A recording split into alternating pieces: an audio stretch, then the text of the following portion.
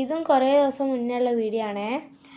ഇത് ഞങ്ങളൊന്ന് പുറത്തിറങ്ങിയതാണ് ന്യൂ ഇയറിൻ്റെ അന്ന്.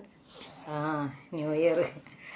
പക്ഷേ ന്യൂ ഇയർ ആണല്ലോ ആഘോഷിക്കാമെന്ന് വിചാരിച്ചിട്ട് ഇറങ്ങിയൊന്നല്ല, വെറുതെ ഒന്ന് ഇറങ്ങി. അപ്പോൾ യാദൃശ്ചികമായിട്ട് പറയാം, നമ്മളിത് പമ്മിണീനെ കണ്ട്, അത് കഴിഞ്ഞ് പൂക്കാടുന്ന് സ്ക്രീൻ കാർഡ് മാറ്റി, അത് കഴിഞ്ഞ് നേരെ പോവാണ്. അപ്പോൾ കാപ്പാട് എത്തിയപ്പോൾ ചിന്നുവിനെ വിളിച്ച്. അത് ഞങ്ങളെ കൂട്ടായ്മേൻ്റെ വളണ്ടിയറാണ്. എനിക്കെൻ്റെ അനിയത്തിനെ പോലെയാണ്. അനിയത്തിനെ പോലെയല്ല, അനിയത്തി തന്നെ ഇതോളം മോളാണ് കേട്ടോ, ധ്രുവ. ഭയങ്കര ക്യൂട്ടായിട്ടുള്ള മോളാണ്, ഭയങ്കര നല്ലൊരു മോളാണ്, ഭയങ്കര സ്നേഹമാണ് അല്ലേ, നല്ല കമ്പനിയാണ്.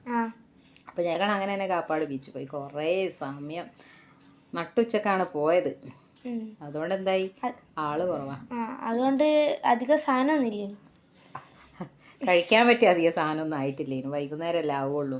പക്ഷെ നല്ല സുഖമുണ്ടേനു അവിടുന്ന്. എന്താ പറയുക, ആള് കുറവായതുകൊണ്ട് നമുക്ക് തോന്നിയ സ്ഥലത്തൂടെയൊക്കെ ഇങ്ങനെ വണ്ടി എടുത്ത് കറങ്ങാൻ പറ്റും. ഓള് പിന്നെ എൻ്റെ വണ്ടി കയറി വരും, പിന്നെ ഓള് ഇറങ്ങിയിട്ടില്ല. ഓൾക്ക് എൻ്റെ വണ്ടിയിൽ കയറണമെന്ന് തന്നെ അല്ലേ. എന്നെ അന്നൂസ് കയറുന്നതിന് ടെൻഷനേനു, ഓള് കയറിക്കാളൂ എന്നുള്ളത്.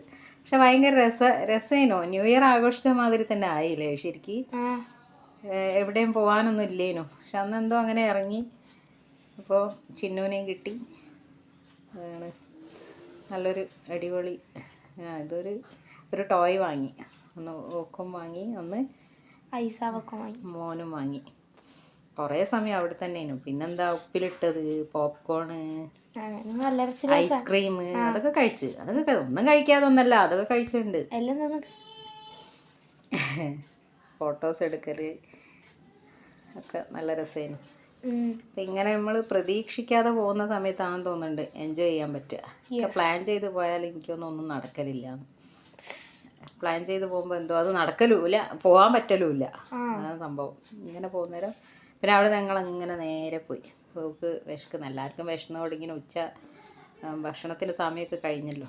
ഓരോ ജ്യൂസ് കുടിക്കാമെന്ന് പറഞ്ഞ് ഞങ്ങൾ നേരെ അവിടെ പോയി ജ്യൂസൊക്കെ കുടിച്ച്.